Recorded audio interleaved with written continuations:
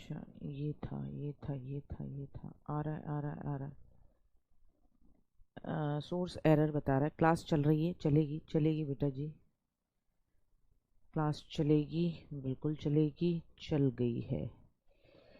हाँ जी, very good morning. Class चल रही है बेटा, बिल्कुल चल रही है, बिल्कुल बढ़िया तरीके से चल रही है अब। हाँ, क्लास चल रही है, अब चल रही है, कोई दिक्कत नहीं है। क्लास स्टार्ट हो गई है, एक बार थम्स अप करके बता देंगे कि हाँ जी क्लास स्टार्ट हो जा रही है, कोई दिक्कत नहीं आएगी।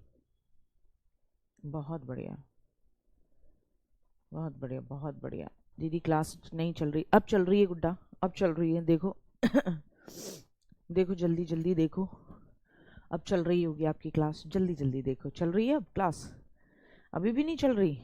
कनक, वेरी गुड मॉर्निंग गुड्डा, राधे राधे राधे राधे, गुड मॉर्निंग मेरा प्यारा बच्चा। देखो हाँ, थम्स अप आ गया, थम्स अप आ गया, इसका मतलब क्लास चल रही है।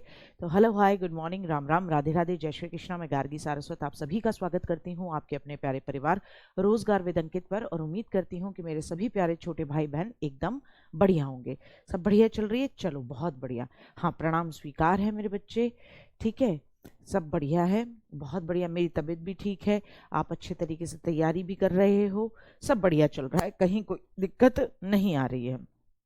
अब बात आती है इसी भाग 5 के अंदर, क्योंकि अभी हम भाग 5 ही पढ़ रहे हैं, सबसे ज़्यादा बड़ा जो है पोर्शन वो पार्ट 5 है। तो पार्ट 5 के अंदर हम सर्वोच्च न्यायालय यानी सुप्रीम कोर्ट के बारे में पढ़ेंगे, क्योंकि हमने समझ लिया कि केंद्र में यानी सेंट्रल गवर्नमेंट में कार्यपालिका यानी एग्जीक्यूटिव के बारे में समझा था हमने, आर्टिकल 52 से समझा था, और आर्टिकल 52 से हमने राष्ट्रपति जी फिर उपराष्ट्रपति जी सबके बारे में पढ़ा था। फिर उसके बाद हमने पढ़ा मंत्री और मंत्री परिषद के बारे में, फिर उसके बाद हमने पढ़ा संसद के बारे में, फिर उसके बाद हमने बीच में एक जगह पर आर्टिकल 76 में आपने अटॉर्नी जनरल के बारे में भी पढ़ा, और उसके बाद हम पहुंच गए थे कहाँ पर, आप आराम से संसद वगैरह सब करते हुए इनको कंप्लीट कर रहे थे। अब हमें समझना होगा सुप्रीम कोर्ट के बारे में भी, क्योंकि सुप्रीम कोर्ट जो होता है वो भी भाग 5 यानी कि सेंट्रल गवर्नमेंट में जुडिशरी है उसको शो करता है। तो उसे हम समझेंगे सुप्रीम कोर्ट को। सुप्रीम कोर्ट कहाँ मिलता है? भाग 5 के अंदर आर्टिकल 124 से लेके 147। सुप्रीम कोर्ट देश का न्यायालय होता है, पूरे देश के अंदर सबसे बड़ा कोर्ट, एपेक्स कोर्ट इसे कहते हैं। सुप्रीम कोर्ट क्या है? एपेक्स कोर्ट है। कैसा कोर्ट है बेटा? Apex court. एपेक्स कोर्ट का मतलब शीर्षस्थ, सबसे शीर्ष, इसके बाद कोई कोर्ट नहीं है भारत में, शीर्षस्थ न्यायालय है। कैसा कोर्ट है ये? शीर्षस्थ न्यायालय है, एपेक्स कोर्ट है। उसके बाद आपको पता है राज्यों के अंदर कोर्ट्स हैं, भारत के अंदर 25 हाई कोर्ट्स हैं। कितने? 25 हाई कोर्ट्स हैं। तो राज्यों के अंदर कोर्ट्स हैं, इसका मतलब कुछ राज्यों के कंबाइंड कोर्ट्स होंगे, जैसे पंजाब और हरियाणा का कंबाइंड कोर्ट है चंडीगढ़ में, तो इसी तरीके से कंबाइंड कोर्ट्स भी होंगे। और यूनियन टेरिटरीज भी कहीं ना कहीं किसी कोर्ट के साथ में अटैच होंगी। यूनियन टेरिटरीज के लिए भी एक कोर्ट बना हुआ होगा, जहां पर यूनियन टेरिटरीज में लोगों को जो प्रॉब्लम आती होंगी, केंद्र शासित प्रदेशों में लोगों को जो समस्याएं आती होंगी, उनका निपटारा, उन विवादों का निपटारा इन कोर्ट्स में होता होगा। तो पूरे देश के लिए एक कोर्ट जिसे आप कहते हो सुप्रीम कोर्ट, कहाँ है? नई दिल्ली में है। और राज्यों के लिए 25 स्टेट्स में क्या है? कोर्ट्स बने हुए हैं, हाई कोर्ट बने हुए हैं। फिर उसके बाद बात आती है राज्यों के बाद जिला लेवल पे भी दिक्कत होती है। हर कोई वही नहीं भागेगा कि लखनऊ ही भागे या इलाहाबाद ही भागे, ठीक है ना, हर कोई इलाहाबाद नहीं भाग पाएगा। तो फिर ऐसे में क्या होगा? हर जिले के अंदर भी कोर्ट होता है, डिस्ट्रिक्ट कोर्ट्स जिसे बोलते हैं, लोअर कोर्ट्स जिसे बोलते हैं। तो जब लोगों को ये दिक्कत आती है कि मैं तो एक कोर्ट में देख लूंगा, हमारे यहाँ ब्रज में बोला जाता है, मैं तो कोर्ट में देखूंगा खूब बढ़िया तरीका से, मतलब इसका ये मतलब है कि मैं तुझे कोर्ट में देखूंगा, जिसे बोलते हैं ना इंग्लिश में आई विल सू यू, है ना, SUE, sue you, I will sue you, इसका मतलब मैं तुझे कोर्ट में घसीटूंगा। तो ये जो जिला न्यायालय है, लोअर कोर्ट है, वो हर जिले में अमूमन आपको देखने को मिलता है। तो वहां पे पहले आप अपना केस लेके जाते हैं, वहां से जो वर्डिक्ट मिलता है, जो न्याय मिलता है, उससे फैसले से अगर आप खुश नहीं हो पाते, अगर उस फैसले से खुश नहीं हो पाते, तो फिर आप हाई कोर्ट में जाते हो। फिर आप सुप्रीम कोर्ट में जाते हो। अच्छा, इस लोअर कोर्ट में भी दो तरीके के मामले जाते हैं। एक मामले जाते हैं सिविल, जिसे बोलते हो दीवानी मामले, एक जाते हैं फौजदारी मामले। देखो ध्यान से समझना, दो तरीके के मामले होते हैं। सिविल यानी दीवानी, दीवानी का मतलब ये नहीं है तेरी दीवानी, नहीं, ठीक है। और फौजदारी यानी कि जिसे आप बोलते हो क्रिमिनल, ठीक है ना, क्रिमिनल केसेस। अब क्रिमिनल केसेस नाम से ही क्लियर है, फौजदारी हमारे यहाँ बोलते हैं बड़ा फौजदारी कर रहा है तू, ठीक है ना, ये कहते हैं ना, हमारे बल्कि ब्रज में तो ये बोलते हैं फौजदारी कर रहा है, फौजदारी, ठीक है। इसका मतलब ये कि आपने किसी ने आपको मारने का प्रयास किया, आप उसके खिलाफ अगर कंप्लेन करा रहे हो, मारपीट हुई, किसी ने किसी को जान से मार दिया, घर में कोई चोरी हो गई, डकैती हो गई, अपहरण की घटनाएं हो गई, ये सब क्रिमिनल केसेस में आती हैं, फौजदारी मुकदमे कहे जाते हैं। सिविल केसेस क्या हैं? पति पत्नी के बीच में अनबन है, तलाक चल रहा है, ठीक है। सिविल में और क्या आता है कि किराएदार और मकान मालिक एक दूसरे से घर खाली कराने के लिए चल रहे हैं, आप कहीं से सामान लेकर आए, वो सामान अच्छा नहीं था, आप उसे रिटर्न कराना चाहते हैं, आपका दुकानदार रिटर्न नहीं कर रहा, तो ये सिविल मामले हैं, ठीक है ना, इस तरीके का मामला रहता है। अच्छा, अब समझना है रेगुलेटिंग एक्ट के बारे में, समझेंगे अभी, बाद में सारे एक्ट भी एक बार एंड में पढ़ाने हैं मुझे। 1773 में रेगुलेटिंग एक्ट आया। ये रेगुलेटिंग एक्ट का मतलब था कि कंट्रोल करना। ईस्ट इंडिया कंपनी, कौन? ईस्ट इंडिया कंपनी जो कि भारत में थी, उसे कैसे रेगुलेट किया जाए, कैसे कंट्रोल किया जाए। तो वहां जो काम कर रहे थे अंग्रेज बागड़ बिल्ले, उन बागड़ बिल्लों के अंदर एक आदत थी कि वो अपनी कंपनी की भी जड़ें काट रहे थे। क्या कर रहे थे? खुद ही अपना बिजनेस करने लगते थे और पैसा कमाने लगते थे। तो ईस्ट इंडिया कंपनी को नुकसान हो रहा था। ये कहानी मैं जब समझाऊंगी तब भी बताऊंगी आपको। तो ऐसे में रेगुलेटिंग एक्ट आया। ये किस लिए था? ईस्ट इंडिया कंपनी के कर्मचारियों को रेगुलेट करने के लिए, कंट्रोल करने के लिए। रेगुलेट का मतलब होता है कंट्रोल करना, नियंत्रण करना। तो रेगुलेटिंग एक्ट आया 1773 में। इस एक्ट से ही शुरुआत मानी जाती है सुप्रीम कोर्ट की, या भारत के अंदर कोर्ट सिस्टम की।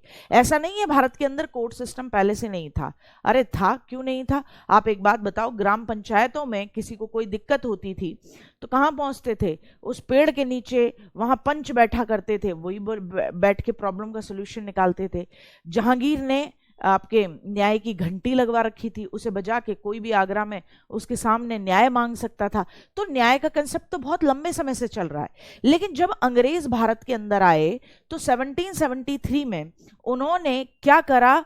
उन्होंने एक कंट्रोल, कंपनी के कर्मचारियों को, बागड़ बिल्लों को कंट्रोल करने के लिए एक एक्ट पास किया। और उसी एक्ट में उन्होंने एक बात कही कि आपको क्या करना होगा, एक सुप्रीम कोर्ट स्थापित किया जाएगा। उस समय तक इन बागड़ बिल्लों का कंट्रोल जो था वो बंगाल, बिहार और उड़ीसा के क्षेत्रों तक ही इनका प्रभाव सीमित था।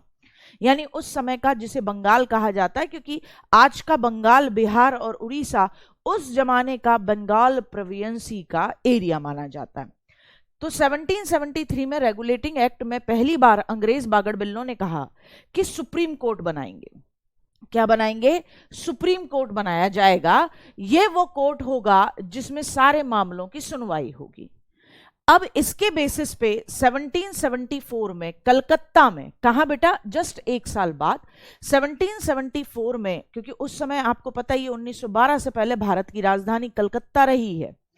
तो मतलब अंग्रेज बागड़ बिल्लों के जाने, मतलब सॉरी क्या कहना चाहिए, मुगलों के बाद जब मुगलों का प्रभाव खत्म होता है, औरंगजेब लास्ट मुगल शासक है, उसके बाद 1857 की क्रांति का वक्त आता है। उससे पहले ही अनाउंसमेंट हो चुका है कि बहादुर शाह जफर सेकंड, आपने हिस्ट्री में पढ़ा भी होगा, लास्ट मुगल होंगे, और फिर उसके बाद कोई दिल्ली के लाल किले में नहीं रहेगा। तो ये जो टेन्योर है 1857 से लेकर 1774 का, इस बीच पावर का डोमिनेंस जो है, पावर की शिफ्टिंग हो जाती है, क्योंकि सबसे ज्यादा क्रांतिकारी घटनाएं कलकत्ता से थी। तो अपने कहीं ना कहीं मुगलों के प्रभाव को कम करने के लिए कलकत्ता को राजधानी बना दिया था तब अंग्रेजों ने। 1857 की बात कर रही हूं मैं।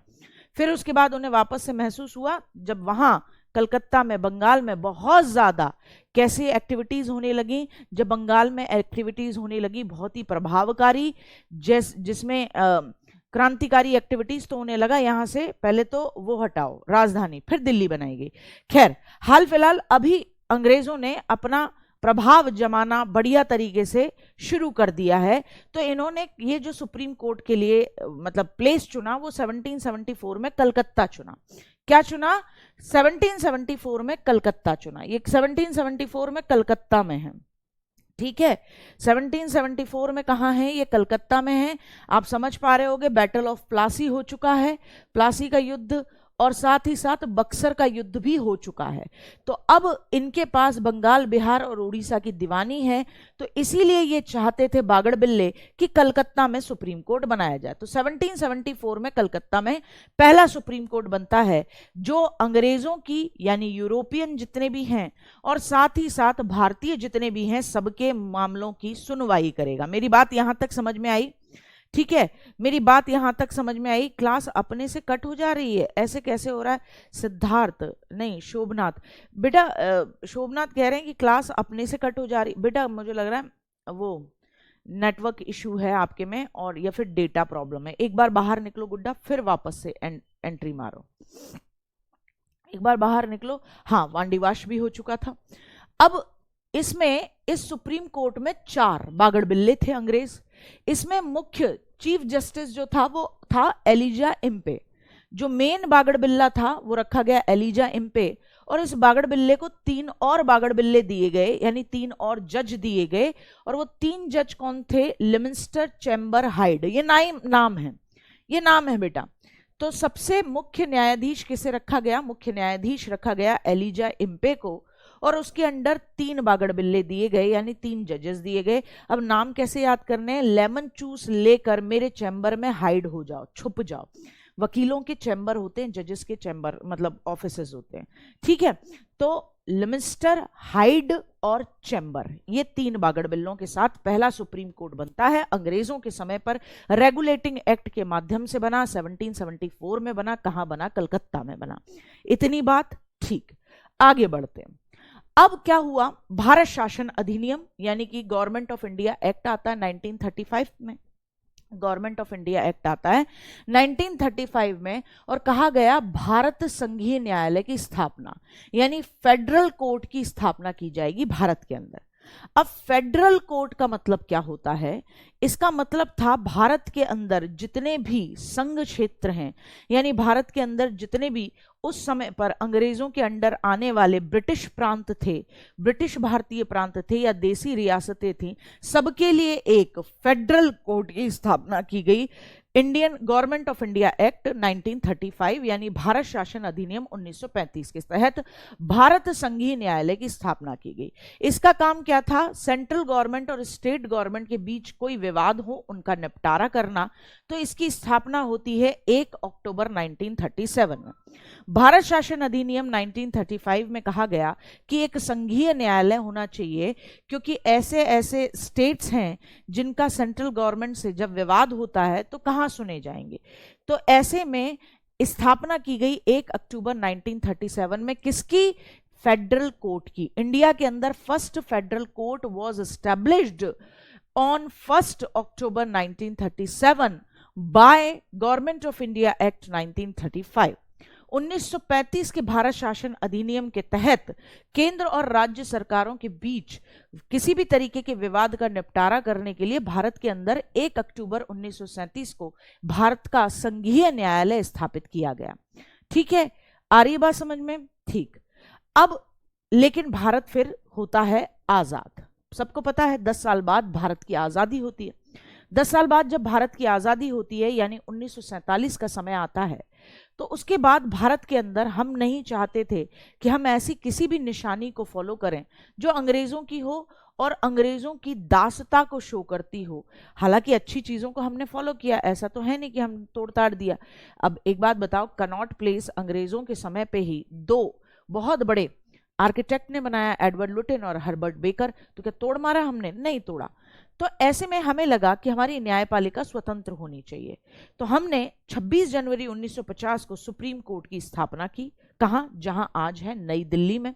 26 जनवरी 1950 को फ्री इंडिपेंडेंट इंडिया के अंदर 26 जनवरी 1950 को सुप्रीम कोर्ट की स्थापना हुई, और इसने एक दिन बाद यानी कि 28 जनवरी 1950 से काम करना शुरू किया। कब से काम करना शुरू किया? 28 जनवरी 1950 से भारत का जो वर्तमान सुप्रीम कोर्ट है उसने काम करना शुरू किया।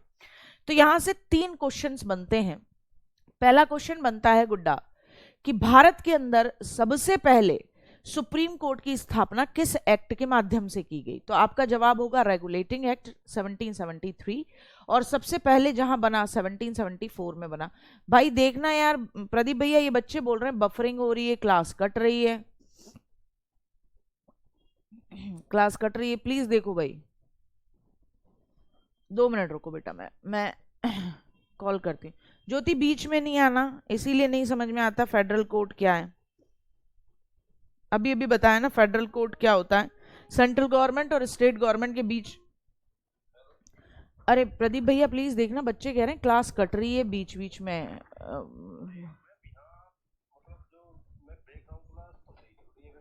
सही चल रही है? अच्छा अच्छा, तो इसका कुछ कह रहे हैं बफरिंग, ये मुझे लगता है वो बारिश वारिश हुई है तो इसके चक्कर में इनके यहाँ का इंटरनेट बाधित चल रहा होगा। आज वाला दूंगा ऐसा ही मुझे लग रहा है। अब मैं अपने फोन में चला रहा हूँ ना, जैसा यहाँ पे हाँ हाँ, एप्लीकेशन में तो सही चल रही है, कट भी नहीं रही। बाकी सब कह रहे हैं ऑल ओके ऑल ओके। हाँ मुझे लग रहा है बेटा शायद इंटरनेट की समस्या है आपके में, एक बार चेक करो बच्चा, ठीक है? ओके भैया।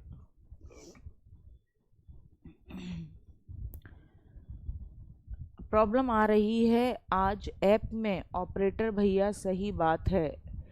अच्छा, जिनका सही चल रहा है वो खुश रहो, जिनका गड़बड़ चल रहा है वो क्लास को या तो अभी नहीं चल रहा है 1-2 बार देखने के बाद भी तो परेशान मत करना अपने आप को, फिर बाद में देख लेना, क्योंकि वो बीच बीच में कट रही है तो आधी बातें वो बीच में जो गायब हो जाएंगी वो फिर गड़बड़ा जाएंगी, ठीक है ना? हाँ ठीक, आ रही बात समझ में ना बेटा? कोई खैर इस एज में मैं ये समझती हूँ जो बच्चा सीजीएल की तैयारी कर रहा है वो इतना झूठ नहीं बोलेगा कि झूठ बोले कि नहीं जी साहब मेरे में दिक्कत आ रही है, क्योंकि वो भी जानता है नुकसान उसका खुद का है, ठीक है ना? आपने पे किया है इस बैच को लेने के लिए। तो सबसे पहले तो पूछा जाए कि भारत के अंदर सुप्रीम कोर्ट की स्थापना सबसे पहली बार कब हुई, तो जवाब एक ही होना चाहिए, वो होना चाहिए रेगुलेटिंग एक्ट के तहत। 1773 में रेगुलेटिंग एक्ट आया, 1774 में कलकत्ता में सुप्रीम कोर्ट बना, जिसमें एलिजा एम्पे मुख्य न्यायाधीश थे, और फिर उसके बाद लिमिस्टर, चैम्बर्स और हाइड 3 अन्य न्यायाधीश थे। फिर उसके बाद इंडिया के अंदर पहला फेडरल कोर्ट कब बना? फेडरल कोर्ट का मतलब है जो केंद्र और राज्यों के बीच में निपटारा करे, संघीय न्यायालय, तो वो बनता है 1937 में, 1 अक्टूबर 1937 में, और ये भारत शासन अधिनियम गवर्नमेंट ऑफ इंडिया एक्ट 1935 के तहत बनता है। फिर बात आई स्वतंत्र भारत का सुप्रीम कोर्ट, तो आज जिस सुप्रीम कोर्ट को आप और हम देखते हैं, आज जिस सुप्रीम कोर्ट को आप और हम देखते हैं, है ना, वो बना 26 जनवरी 1950 को, और उसने काम करना शुरू किया 28 जनवरी 1950 से।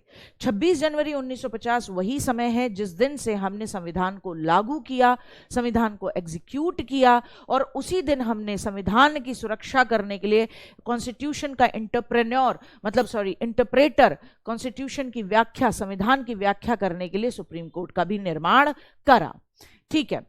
तो आर्टिकल 124 से लेकर 147 तक सुप्रीम कोर्ट के बारे में बात करेगा। तो सबसे पहले बात करते हैं आर्टिकल 124 क्या कहता है। तो आर्टिकल 124 कहता है सुप्रीम कोर्ट की स्थापना होगी, गठन होगा। सुप्रीम कोर्ट की स्थापना कह लो या गठन कह लो, सुप्रीम कोर्ट की स्थापना कह लो या गठन कह लो, इसका मतलब है कि आर्टिकल 124(1) कहता है बेसिकली तो कि सुप्रीम कोर्ट की, उच्चतम न्यायालय की, ठीक है, यहां पे मैंने ये जुड़वा दिया, ठीक है, कोई दिक्कत नहीं है। आर्टिकल 124 सबसे पहले कहता है कि भारत के अंदर एक सुप्रीम कोर्ट होगा, उसकी फॉर्मेशन होगी। अब जब सुप्रीम कोर्ट होगा तो बात हुई कि कितने जज होंगे। जैसे 1774 के में कलकत्ता में जो रेगुलेटिंग एक्ट के बेसिस पे सुप्रीम कोर्ट बना, उसके अंदर आपको पता है 4 जज थे, एक चीफ जस्टिस था और बाकी के 3 बागड़ बिल्ले थे। लेकिन बात निकल के आई कि भाई जब आर्टिकल मूल संविधान में लिखा गया तो कहा गया कि कितना सुप्रीम कोर्ट में कितने जजेस होंगे, तो आर्टिकल 124 में मूल संविधान में लिखा गया था कि जजेस की संख्या 8 होगी। इसमें 1 होंगे चीफ जस्टिस और 7 होंगे अदर जजेस। यानी उस समय पे बताया गया था कि जजेस की संख्या कितनी होगी, 8 होगी, और उसमें 1 होंगे चीफ जस्टिस और 7 होंगे अदर जजेस।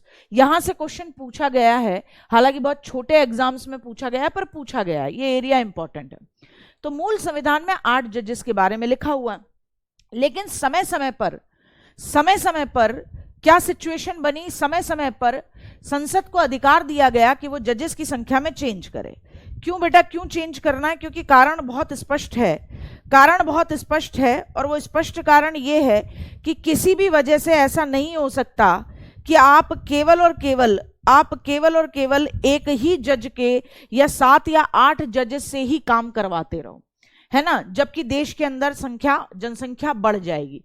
तो इसे करो 124(1), जिसमें सुप्रीम कोर्ट की स्थापना और गठन की बात है। यही संविधान में जजेस की बात है कि भैया कितने जजेस होंगे, तो मूल संविधान में जजेस की संख्या 8 थी, जिसमें 1 मेन जज और 7 अदर जजेस थे, उनके बारे में बात की गई। फिर उसके बाद आता है सुप्रीम कोर्ट में न्यायाधीशों की संख्या बदलने के लिए एक एक्ट लाया गया कि भाई जैसे जैसे समय बदलेगा तो ये केवल 8 जजेस तो सारे मामलों का निपटारा नहीं कर पाएंगे, इसीलिए सुप्रीम कोर्ट एक्ट आया, किसका? नंबर ऑफ जजेस यानी न्यायाधीशों की संख्या में परिवर्तन करने के लिए। यह सुप्रीम कोर्ट एक्ट कब आता है? 1956 में आता है, यानी कि 6 साल बाद आता है सुप्रीम कोर्ट के बनने के, 1956 में आता है। इसके बाद कितने जजेस होंगे, ये संख्या बढ़ाने का अधिकार किसको दे दिया गया? संसद को दे दिया गया। किसको दे दिया गया? संसद को। मेरी बात ध्यान से सुनिए, फिर से सुनिए। 26 जनवरी 1950 को सुप्रीम कोर्ट बनता है, 28 जनवरी 1950 से काम करना शुरू करता है। 124A आर्टिकल 124(1) ये कहता है कि भाई सुप्रीम कोर्ट की स्थापना की जाएगी, गठन किया जाएगा, और बेसिक कॉन्स्टिट्यूशन जो ओरिजिनल कॉन्स्टिट्यूशन था उसमें लिखा गया कि सदस्यों की संख्या 8 होगी।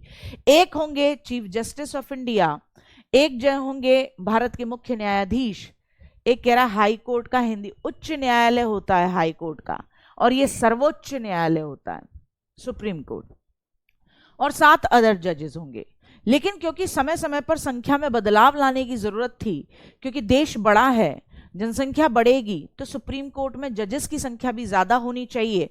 इसके लिए 1956 में एक एक्ट आया, सुप्रीम कोर्ट एक्ट, न्यायाधीशों की संख्या बढ़ाने से रिलेटेड। उसमें कहा गया कि जजेस की कितनी संख्या होगी, कितना नंबर होगा, ये अथॉरिटी संसद को दी जाती है, भारत की पार्लियामेंट को दी जाती है। संसद की शक्ति जब पावर मिल गई किसको? सुप्रीम कोर्ट की, मतलब सुप्रीम कोर्ट के जजेस के नंबर बढ़ाने की पावर पार्लियामेंट को मिल गई, तो 1956 में ही जजेस की संख्या 7 से बढ़कर 10 हो गई। उसी साल जजेस की संख्या 7 से बढ़कर क्या हो गई? 10 हो गई।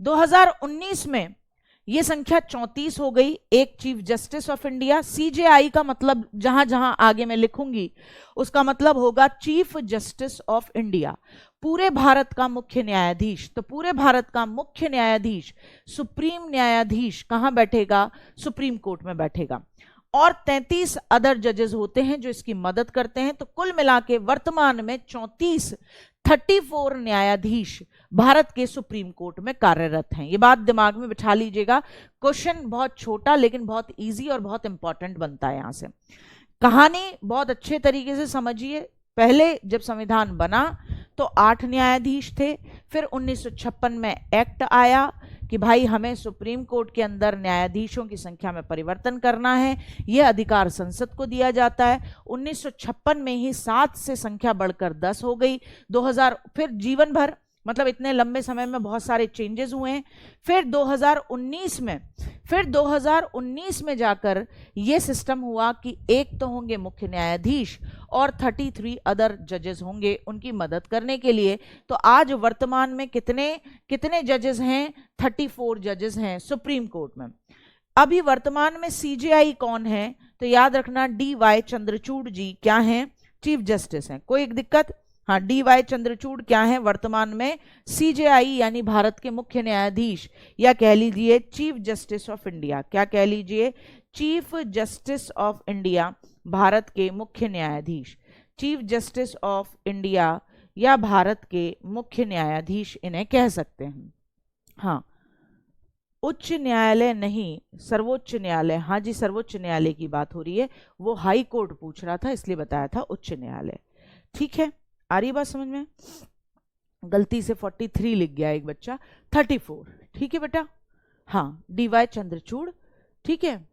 हाँ बेटा, 10 अन्य न्यायाधीश नहीं हुए, 7 से जब सीधे 10 की बात कर रहे हैं तो 10 अन्य न्यायाधीश और एक चीफ जस्टिस, यानी 1956 में 11 हो गए थे। ठीक है, आ जाओ अब आगे बढ़ते हैं। 124(2) क्या कहता है? 124(1) तो यही कहता है कि सर्वोच्च न्यायालय का गठन किया जाएगा। गठन किया जाएगा तो वहीं बात की जाती है कि कितने उसके अंदर अदर जजेस होंगे और कौन चीफ जस्टिस होंगे। ये वाली बात क्लियर हो गई 124(1) में। 124(2) ये कहता है कि हर जज, सुप्रीम कोर्ट का हर जज का मतलब बेटा चाहे वो चीफ जस्टिस ऑफ इंडिया हो, CJI हो, या सुप्रीम कोर्ट के अदर जजेस हो 33। ठीक है, हर जज का अपॉइंटमेंट कौन करेगा? प्रेसिडेंट साहब करेंगे।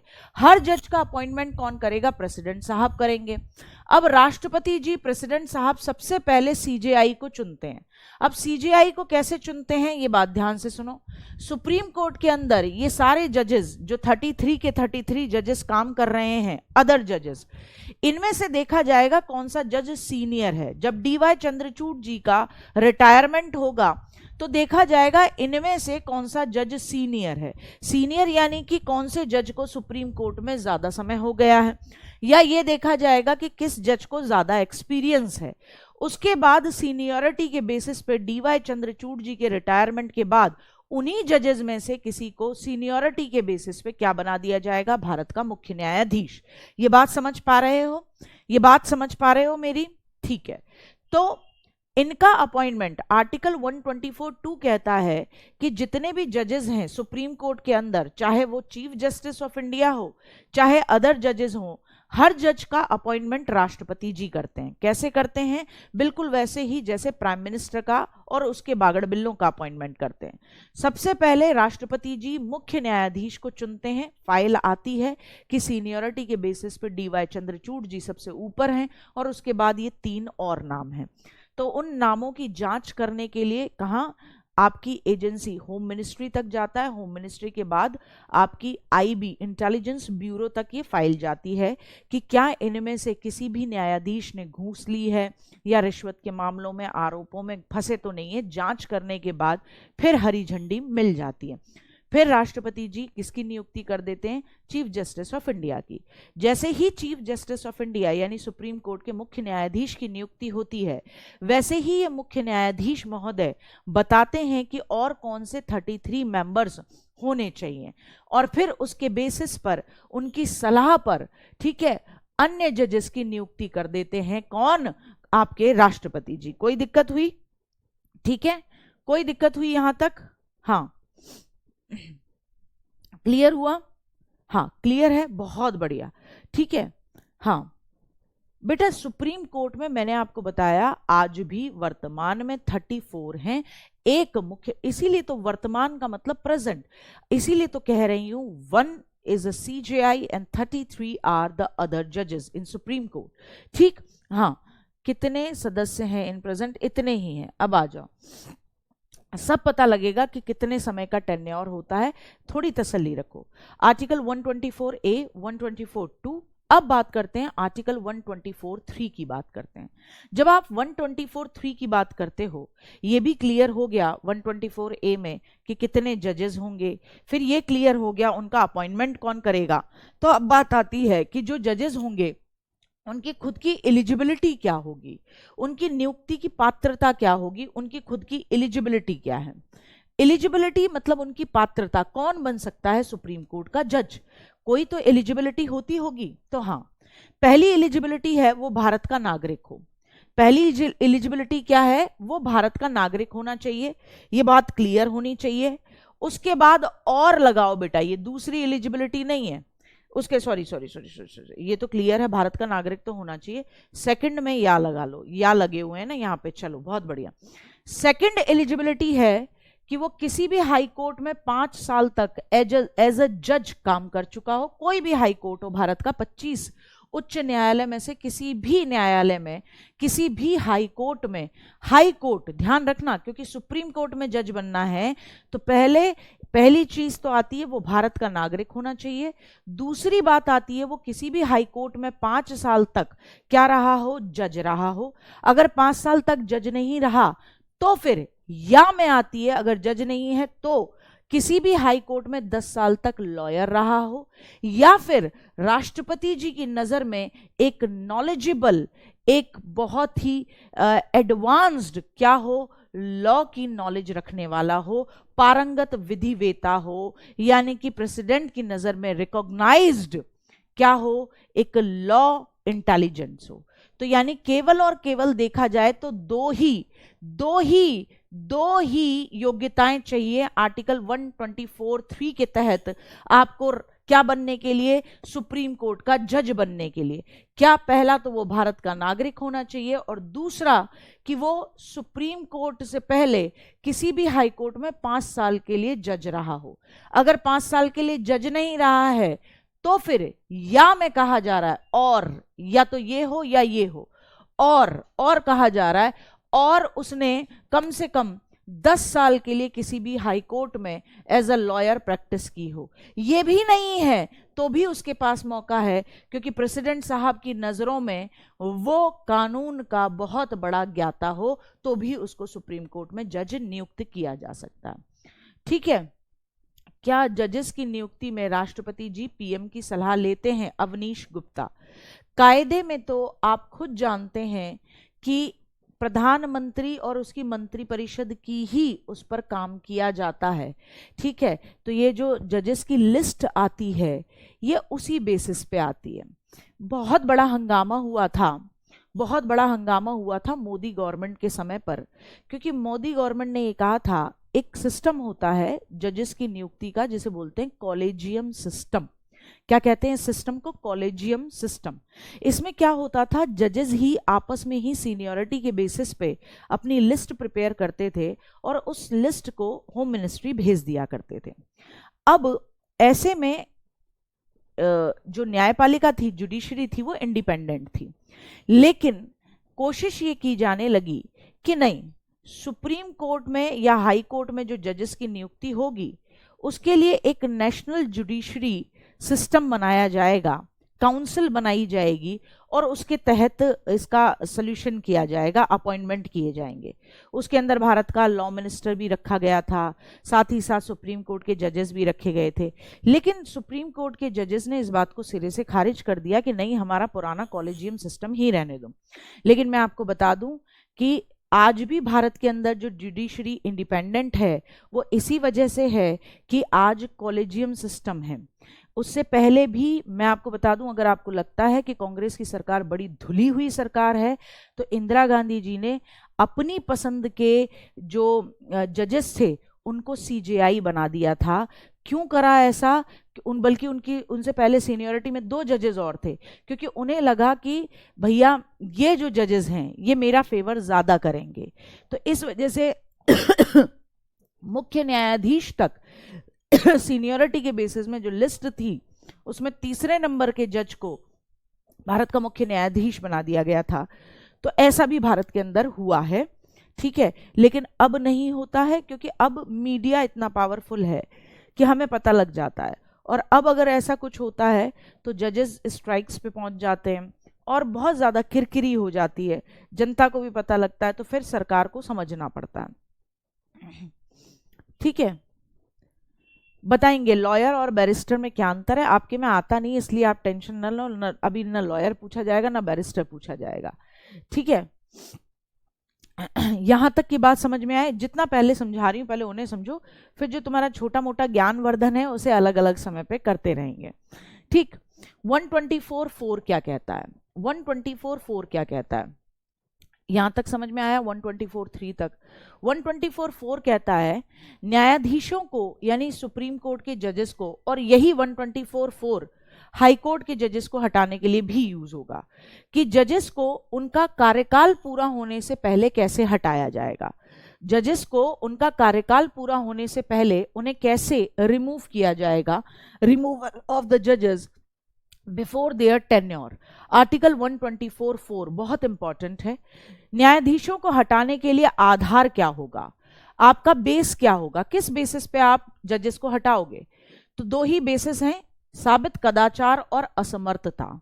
साबित कदाचार यानी पता लग जाए कि इन्होंने एज अ जज रहते हुए कुछ गड़बड़ी की है, या फिर असमर्थता इन एलिजिबिलिटी, इसका मतलब ऐसा लगने लगे कि ये पागल हो गया है जज, या इसके द्वारा दिए गए जजमेंट प्रॉपर नहीं है, ये मेंटली स्टेबल नहीं है, जिस काम को करने के लिए इसे इस गद्दी पर बैठाया गया था, इस कुर्सी पर बैठाया गया था, ये कर नहीं सकता।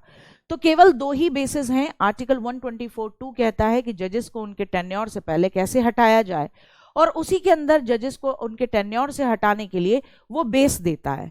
बेस क्या है? दो। एक तो उनके ऊपर ये चीज क्लियर हो जाए कि उन्होंने कुछ गड़बड़ी की है, साबित हो जाए कदाचार, यानी उन्हें पता लग जाए कि उनका बिहेवियर इनएप्रोप्रिएट था, और असमर्थता कि भाई वो इस लायक नहीं है, इस पद को होल्ड करने के लायक नहीं है। फिर जैसे ही यह आधार क्लियर होता है तो प्रस्ताव प्रपोजल लाया जाता है। क्या किया जाता है? प्रपोजल। यह प्रपोजल कहीं भी लाया जा सकता है, लोकसभा में भी या राज्यसभा में भी। अगर लोकसभा में लाया जाता है तो याद रखिएगा 100 MP के सिग्नेचर चाहिए, 100 MP यानी मेंबर ऑफ पार्लियामेंट, लोकसभा के सांसदों के सिग्नेचर चाहिए।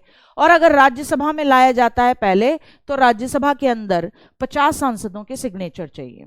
जिसमें भी पहले लाया जाए संख्या यही रहेगी। अगर लोकसभा में लाया जाएगा तो 100 सांसदों के सिग्नेचर, और लोकसभा से जब पास हो जाता है ये प्रपोजल तो राज्यसभा में भेजा जाएगा, तो वहां पे भी पहले प्रपोजल को ही पास होने के लिए 50 सांसदों के सिग्नेचर चाहिए। ठीक है ना? हाँ, दोनों को याद रखना। अब ये जज है भाई, ये जज है, आप इसको ऐसे ही नहीं कह सकते कि आप असमर्थ हो अपने काम को करने के लिए, या आपने बेईमानी की है, साबित कदाचार। तो इसका मतलब जब ये प्रस्ताव पास होगा, कहां? लोकसभा या राज्यसभा से। लोकसभा में इस पे 100 सांसद सिग्नेचर करते हैं कि हाँ, ये जो इस समय वर्तमान में भारत के अंदर चीफ जस्टिस ऑफ इंडिया या उनके जो अन्य न्यायाधीश हैं, कोई भी अन्य न्यायाधीश 33 में से, ये ढंग से काम नहीं कर रहे हैं, तो हटाने के लिए क्या लाया जा रहा है? प्रस्ताव, प्रपोजल लाया जा रहा है। तो 100 तो लोकसभा में सांसदों के सिग्नेचर और 50 राज्यसभा में सांसदों के सिग्नेचर चाहिए। फिर उसके बाद जांच समिति बनेगी, एक इंक्वायरी कमेटी बनेगी। जांच तो होगी बेटा, क्या बनेगी? एक इंक्वायरी कमेटी बनेगी। क्या बनेगी बेटा जी? एक इंक्वायरी कमेटी बनेगी, क्योंकि बहुत जरूरी है इंक्वायरी होना। इस इंक्वायरी कमेटी में 3 जजेस होंगे। एक पूरा मतलब ये रिटायर्ड जजेस होंगे, एक तो होंगे सुप्रीम कोर्ट के जज, और 2 होंगे किसी भी हाई कोर्ट के जज। जब जांच समिति बनेगी कि इस जज के खिलाफ जो केसेस चल रहा है, या ये प्रपोजल लाया जा रहा है कि ये अपनी पोस्ट के एप्रोप्रिएट नहीं है, इनएप्रोप्रिएट है, या फिर असमर्थता है, या फिर इनके खिलाफ कदाचार का मामला कि भाई इन्होंने कुछ गड़बड़ी की अपने पद पे रहते हुए, ये मामला सामने आ रहा है। तो ऐसे में जब प्रपोजल पास हो गया, लोकसभा में 100 MPs के सिग्नेचर हो गए, राज्यसभा में 50 MPs के सिग्नेचर हो गए, तो फिर होगी क्या? एक इंक्वायरी कमेटी बैठेगी, उसके अंदर 3 मेंबर होंगे, एक सुप्रीम कोर्ट के जज और 2 हाई कोर्ट के जज। अब ये जजेस अपनी रिपोर्ट भेजेंगे कि क्या ये जो आरोप लग रहे हैं इस जज के ऊपर, ये सही है या गलत है। क्या भेजेंगे? ये भेजेंगे अपनी रिपोर्ट। अच्छा, जब तक रिपोर्ट आती है, कई बार तो जजेस उससे पहले ही रिजाइन दे देते हैं, उससे पहले ही रिजाइन दे चुके हैं कई जजेस। ठीक है, क्यों? क्योंकि जज वो भी सुप्रीम कोर्ट में बड़ी इज्जत की बात होती है बेटा जी, या किसी हाई कोर्ट का चीफ जस्टिस हो, बड़ी इज्जत की बात होती है, उसके ऊपर इस तरीके के इल्जामात, तो वो कई बार खुद ही रिजाइन दे देते हैं। और अगर उन्होंने रिजाइन दे दिया तो यकीन मानिए वो जांच उसी समय रुक जाती है। फिर आगे इस तरीके से प्रपोजल या रिमूवल का प्रोसेस नहीं चलता। लेकिन हाल फिलहाल जांच समिति की रिपोर्ट आई, जांच समिति की रिपोर्ट आई तो उसके बाद जांच समिति ने ये पाया कि हाँ भाई ये जजेस के लिए जो मामला है वो सही है या गलत है। तो यहां से रिपोर्ट के बाद में यहां अपने आप लिखना, जांच समिति ने अगर ये पाया सही या गलत, जो भी आरोप लगे। देखो अगर गलत है तो यही मामला कट गया, और अगर जांच समिति ने पाया कि सही है मामला, इन्हें ये पता लगा कि सही है मामला, तो क्या होगा, लोकसभा में और राज्यसभा में, दोनों में, लोकसभा और राज्यसभा दोनों से आपको 2/3 बहुमत से ये प्रस्ताव पारित कराना होगा। 2/3 बहुमत से ये प्रस्ताव पास कराना होगा, और जैसे ही हो जाता है इसके ऊपर राष्ट्रपति जी के साइन होंगे। राष्ट्रपति के क्या होंगे, साइन होंगे, और तुरंत उस जज को क्या करना होगा, रिमूव करना होगा। ठीक है, तुरंत उस जज को अपनी पद को छोड़ना होगा। आज तक भारत के अंदर सुप्रीम कोर्ट के किसी भी जज को ऐसे नहीं हटाया गया है। ठीक है, प्रस्ताव जरूर लाया गया, लेकिन कभी भी आरोपों की जांच समिति के बाद ऐसा नहीं हुआ कि प्रपोजल पास हुआ हो। प्रस्ताव लाए गए, वी रामास्वामी जी के लिए लाया गया, दीपक मिश्रा जी के लिए लाया गया, लेकिन कभी इन्हें इनके पद से नहीं हटाया गया। वी रामास्वामी जी के लिए लाया गया, दीपक मिश्रा जी के लिए लाया गया, और शुरुआती दौर में ही जब ये प्रस्ताव पे सिग्नेचर होते हैं तो लोकसभा से 100 सांसदों के और राज्यसभा से 50 सांसदों के, ये शुरुआती दौर में ही ये प्रपोजल ही गिर पड़े। ठीक है, मेरी बात समझ रहे हो? आपको याद रखना है आर्टिकल 124(4) कि न्यायाधीशों को उनके पद से हटाना, और हटाने में क्या करना होता है, सबसे पहले प्रपोजल लाया जाएगा। ये प्रपोजल लाया जाएगा सुप्रीम कोर्ट लोकसभा के अंदर 100 सांसदों के सिग्नेचर, राज्यसभा में जस्ट आधे के सिग्नेचर। उसके बाद ये प्रपोजल पास माना जाता है, खुद इनको जज को भी इसकी सूचना दे दी जाती है। फिर उसके बाद क्या होता है, एक जांच समिति, इंक्वायरी कमेटी बैठती है जिसमें 3 जजेस हैं, एक हाई कोर्ट का, 2 सुप्रीम कोर्ट के, एक सुप्रीम कोर्ट का, 2 हाई कोर्ट के। उसके बाद अगर आरोप सही साबित होते हैं तो लोकसभा और राज्यसभा में उपस्थित और मतदान करने वाले, प्लीज इस बात को समझा करो, हमेशा 2/3 की मेजॉरिटी यही मानी जाती है कि उपस्थित और मतदान करने वाले। इसका मतलब उस दिन जितने लोग प्रेजेंट हैं और जितने लोगों ने वोट किया है उनमें से लोकसभा के 2/3 बहुमत से मेजॉरिटी से पास होगा, फिर राज्यसभा से भी 2/3 मेजॉरिटी से पास होगा, फिर राष्ट्रपति जी के सिग्नेचर होंगे, तब वो पद से हटेगा। ठीक है, आधी बात समझ में? तो याद रखें, अभी तक सुप्रीम कोर्ट के किसी जज को नहीं हटाया गया। प्रस्ताव 2 के लिए लाए गए, वी रामास्वामी, दीपक मिश्रा, लेकिन यह प्रस्ताव संसद से पास नहीं हो पाया, प्रपोजल ही पास नहीं हो पाया संसद से। कोई दिक्कत? और ये चीफ जस्टिस नहीं थे, ये जजेस थे, अदर जजेस में। ठीक है, कोई दिक्कत? यहां तक में कोई दिक्कत? यहां तक में कोई दिक्कत? आ रही बात समझ में? और जैसे ही राष्ट्रपति जी के सिग्नेचर हो जाएंगे पद से हटा दिया जाएगा। ठीक, क्लियर हुआ? बेटा इलेक्शन कमीशन पे आने दो, तब बात करेंगे। अध्यादेश आपको बता दी गई थी 123, बहुत पहले ही बता दिया गया था, जब राष्ट्रपति जी पढ़ा रही थी तभी मैंने अध्यादेश ऑर्डिनेंस बता दिया था कि अध्यादेश का जो टेन्योर होता है वो 6 महीने 6 हफ्ते का होता है।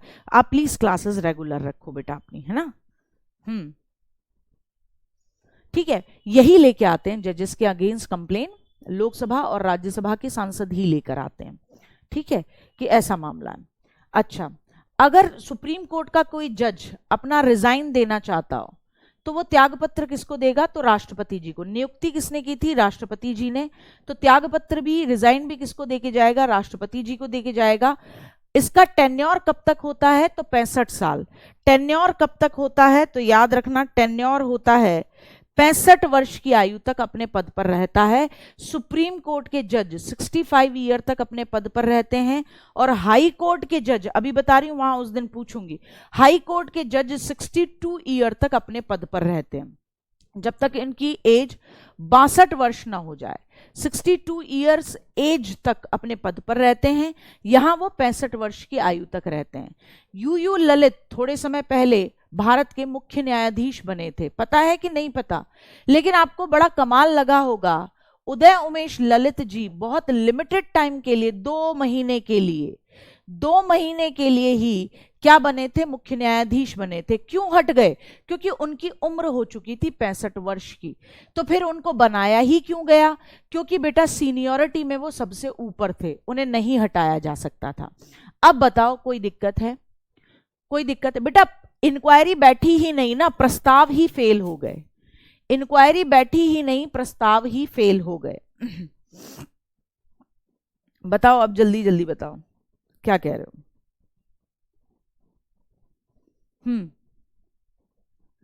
सेशन कोर्ट तक आने दो अभी, ठीक है? नहीं, कोई 62 साल या 5 साल नहीं, ना ना ना, 65 ईयर तक की एज तक अपने पद पर रहेंगे। 65 ईयर की एज तक सुप्रीम कोर्ट का जज अपनी पद पर बना रहेगा। कोई 5 साल का टेन्योर नहीं होता। दिमाग लगाओ ना, अगर ऐसा होता तो यू ललित जी क्यों 2 महीने में हटते? बताओ। एक तो बात याद रखनी है दिमाग में, ठीक है? एक बात दिमाग में रखनी है, गलती से भी गलती नहीं करनी है। सुप्रीम कोर्ट के जजेस का टेन्योर जब तक उनकी 65 ईयर की एज क्लियर नहीं हो जाती, चाहे 2 महीने ही क्यों ना बचे हों और वो सीनियरिटी पे आता हो, उसको जज बनाया जाएगा। गड़बड़ी मत करना, ये जहां से भी तुम पढ़ लेते हो 5 साल, अरे 5 साल तुरंत दिमाग में डालना। अगर ऐसा होता तो यू ललित साहब क्यों बनते थोड़े समय के लिए, है ना? अगर 5 साल का ही टेन्योर होता तो समझना है, बुद्धि का प्रयोग करना है, ठीक है? आर्टिकल 125 क्या कहता है? कितना पेमेंट मिलता है? न्यायाधीशों का वेतन के बारे में बात करता है। सुप्रीम कोर्ट के जजेस का वेतन कितना होता है? तो चीफ जस्टिस ऑफ इंडिया का वेतन होता है 2,80,000 पर मंथ। अदर जजेस जो हैं सुप्रीम कोर्ट के, उनका वेतन होता है 2,50,000। और जब हाई कोर्ट का मेन जज होता है तो उसका वेतन होता है 2,50,000 और अदर जजेस का होता है 2,25,000। ज्यादा कोई बहुत बड़ा अंतर नहीं होता है किसमें? पेमेंट में। तो याद रखना, चीफ जस्टिस ऑफ इंडिया की इनकम 2,80,000 और अदर जजेस सुप्रीम कोर्ट के जो हैं उनकी इनकम कितनी रहती है? 2,50,000। और ये पैसा कहां से मिलता है इन्हें? तो याद रखना, कंसोलिडेटेड फंड यानी संचित निधि से ये पैसा दिया जाता है। कहां से दिया जाता है? संचित निधि यानी कंसोलिडेटेड फंड से, जिसमें भारत का पैसा जमा होता है, ठीक है ना? भारत सरकार का पैसा जहां जमा होता है, ठीक। अच्छा, आर्टिकल 126 क्या कहता है? आर्टिकल 126 कहता है कार्यकारी मुख्य न्यायाधीश की नियुक्ति राष्ट्रपति द्वारा की जाएगी। कार्यकारी मुख्य न्यायाधीश की नियुक्ति किसके द्वारा की जाएगी? राष्ट्रपति द्वारा की जाएगी। कार्यकारी मुख्य न्यायाधीश को इंग्लिश में बोलते हैं एक्टिंग सीजेआई। क्या कहते हैं? एक्टिंग सीजेआई का अपॉइंटमेंट किसके माध्यम से किया जाएगा? Acting CJI will be, acting CJI chief justice of India will be appointed by the president. ध्यान से सुनो, इस समय ऐसा हो कि भारत के अंदर मुख्य न्यायाधीश ही ना हो, तो फिर ऐसे में तो छोड़ा नहीं जा सकता, चीफ जस्टिस तो चाहिए ही चाहिए इंडिया का। तो ऐसे में प्रेसिडेंट साहब, आर्टिकल 126 प्रेसिडेंट साहब को यह पावर देता है कि प्रेसिडेंट साहब अपनी मर्जी से इन 33 जजेस में से किसी भी जज को कुछ समय के लिए क्या बना सकते हैं? Chief justice of India. लेकिन केवल कुछ समय के लिए है, इसीलिए इसे कार्यकारी या इसे कहा जाएगा acting chief justice of India. ठीक है साहब, आ रही बात समझ में? आर्टिकल 126। आर्टिकल 127 क्या कहता है? तदर्थ न्यायाधीशों की नियुक्ति, अडॉक जजेस का अपॉइंटमेंट।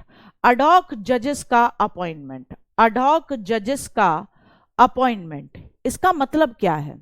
देखो, एक बच्चा पूछ रहा है अब तक सबसे कम उम्र में कौन बना है सुप्रीम कोर्ट का जज? ये कुछ एक चीजें बेटा विद्यार्थी जीवन में, स्टूडेंट लाइफ में खुद भी खोजनी चाहिए। गूगल बाबा जिंदाबाद। अगर ऐसी कुलबुली मन में आए तो कभी कभी खोज लिया करो, अच्छी बात है, ठीक है?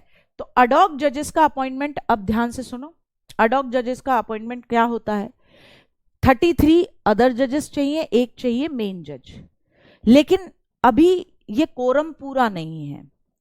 अब ये कोरम पूरा नहीं है तो ऐसे में हाई कोर्ट के किसी भी जज को कुछ समय के लिए हाई कोर्ट के किसी भी जज को सुप्रीम कोर्ट में अपॉइंट कर देना, ताकि वो कोरम पूरा हो जाए, जितने जजेस की जरूरत है वो कोरम पूरा हो जाए, वो नंबर पूरा हो जाए, ये काम किया जाता है। इसे कहते हैं कि अडॉक पे, वो परमानेंटली मेंबर नहीं है, अडॉक पे, जैसे मैंने 2-3 दिन पहले बताया था अडॉक क्या होता है, तदर्थ क्या होता है। तो अडॉक पे सुप्रीम कोर्ट के अंदर जजेस का अपॉइंटमेंट करते हैं। कौन करते हैं? प्रेसिडेंट साहब करते हैं। कब करते हैं? जब गणपूर्ति यानी कोरम पूरा ना हो, नंबर पूरा ना हो जजेस का। तो ऐसे में मुख्य न्यायाधीश के द्वारा, चीफ जस्टिस ऑफ इंडिया के द्वारा राष्ट्रपति के परामर्श पर नियुक्ति की जाती है। ये कहां से लिया गया है? फ्रांस के कॉन्स्टिट्यूशन से लिया गया। कोई दिक्कत यहां तक मैं बताऊं? हाँ, यहां तक बताएं, यहां तक बताएं। जैसे नायक मूवी में एक दिन के लिए चीफ जस्टिस बनाया जाता है, ये पॉसिबल है? बिल्कुल पॉसिबल है। ठीक है, ये पॉसिबल है, बिल्कुल पॉसिबल है। ठीक, यहां तक समझ में आई? तो याद रखना, जब कोरम पूरा नहीं है, जितने जजेस चाहिए, तो ऐसे में कौन? सुप्रीम कोर्ट के जो मुख्य न्यायाधीश हैं, सीजेआई, वो बोलते हैं राष्ट्रपति जी से कि राष्ट्रपति जी मुझे जजेस चाहिए और मेरा कोरम पूरा नहीं है, मेरी गणपूर्ति नहीं है, कोरम पूरा नहीं है। तो फिर ऐसे में क्या करते हैं? राष्ट्रपति जी के परामर्श पर नियुक्ति करते हैं। कौन करते हैं? सीजेआई करते हैं। आर्टिकल 127, ये कहां से लिया गया है? फ्रांस के कॉन्स्टिट्यूशन से लिया गया है। एक बात याद रखना, ये जजेस जो रिटायर हो जाते हैं, ये कहीं पे भी फिर प्रैक्टिस नहीं करेंगे, ये कहीं पे भी फिर प्रैक्टिस नहीं करेंगे। इन्हें अगर बाद में यूज करती है तो भारत सरकार ही यूज करेगी कि भाई अगर कभी कोरम पूरा नहीं है तो रिटायर्ड जजेस को बुला लिया, आर्टिकल 127 के तहत रिटायर्ड जजेस को बुला लिया, ठीक है ना, कोई दिक्कत नहीं है। या नेशनल ह्यूमन राइट कमीशन में उनको बिठा दिया गया, लेकिन वो कहीं पे भी एज अ जज, एज अ लॉयर कहीं प्रैक्टिस नहीं करेंगे। ठीक है, 127 हुआ। 128 जो रिटायर जजेस हैं उनकी नियुक्ति, उनका अपॉइंटमेंट भी कहीं होता है, क्योंकि अभी अभी मैंने बताया रिटायरमेंट के बाद ये कहीं काम नहीं करेंगे, लेकिन जरूरत पड़ेगी तो काम किया जाएगा। तो आर्टिकल 128 कहता है रिटायर्ड जजेस की नियुक्ति। रिटायर्ड जजेस की नियुक्ति, भाई बहुत ज्यादा प्रेशर है काम का, बहुत सारे केसेस आ रखे हैं सुप्रीम कोर्ट के अंदर, और चीफ जस्टिस ऑफ इंडिया ये चाहते हैं कि हम इन केसेस का निपटारा जल्दी से जल्दी करें। तो ऐसे में फिर CJI, chief justice of India, ही राष्ट्रपति जी के सलाह पर, उनकी एडवाइस पर बेसिकली उनको भेजता है कि ये इन जजेस को जो रिटायर हो चुके हैं हम बुलाना चाहते हैं 5 महीने के लिए, 6 महीने के लिए या 7 महीने के लिए, या इस केस पर, ताकि इस केस की सुनवाई हो सके। इन्हें बहुत अच्छा एक्सपीरियंस है, तो उस टेन्योर के लिए रिटायर्ड जजेस की नियुक्ति करना आर्टिकल 128। और ये भी किसके द्वारा की जाती है? ये भी चीफ जस्टिस ऑफ इंडिया के द्वारा की जाती है, लेकिन राष्ट्रपति जी की सलाह पर। ठीक है अजय, यही तो बताया मैंने, कार्यकारी मुख्य न्यायाधीश यानी एक्टिंग सीजेआई वो बनेगा जो सबसे सीनियर जज होगा सुप्रीम कोर्ट का, उसे बनाएंगे राष्ट्रपति जी। ठीक, आर्टिकल 129 ये कहता है कि सुप्रीम कोर्ट एक अभिलेख या रिकॉर्ड कोर्ट है, यानी supreme court is a court of record. Supreme court में जो भी जजमेंट पास हुआ वो एज अ रिकॉर्ड रखा जाएगा। अभिलेख कोर्ट का मतलब, या रिकॉर्ड कोर्ट का मतलब कि सुप्रीम कोर्ट ने किसी भी मामले में कोई भी फैसला दिया हो, वो फैसला लिखित रूप में रिकॉर्ड में रखा जाएगा, ताकि ऐसा ही केस जब कभी किसी हाई कोर्ट में या लोअर कोर्ट में आए तो क्योंकि सुप्रीम कोर्ट में उसका फैसला ये रहा है, तो उस रिकॉर्ड के बेसिस पर वहां पर भी हाई कोर्ट में या लोअर कोर्ट में यही और इसी तरीके का फैसला दिया जाए। मेरी बात ध्यान से समझिएगा। इसका मतलब यह है कि इसके दिए हुए, यानी सुप्रीम कोर्ट के दिए हुए निर्णय को एविडेंस के रूप में स्वीकार किया जाता है कि सुप्रीम कोर्ट ने इस मामले में ये वाला जजमेंट दिया था, तो हमें भी इस तरीके के मामले में इस जजमेंट के इतर नहीं जाना है, क्योंकि सुप्रीम कोर्ट हाईएस्ट कोर्ट है। हाँ बिल्कुल, क्यों नहीं मिलती है, रिटायर्ड जजेस को पेंशन मिलती है, हमेशा आधी मिलती है। ठीक है, चलिए इतना हुआ आज के लिए, इतना ही। कल करेंगे इससे आगे बहुत अच्छे तरीके से। इससे आगे के लिए कल के लिए तैयार रहना, आर्टिकल 120 130 तक, कि इससे सुप्रीम कोर्ट के अंदर जो भी चीजें होती हैं उन्हें किस तरीके से रखा जाता है, उसके ऊपर बात करेंगे। अभी तक जितने भी आर्टिकल बताएं सबको दिमाग में बिठा लेना, अच्छे तरीके से बिठा लेना, बिना किसी समस्या के बिठा लेना। ठीक, तो मिलते हैं कल, कल करेंगे आगे। ठीक।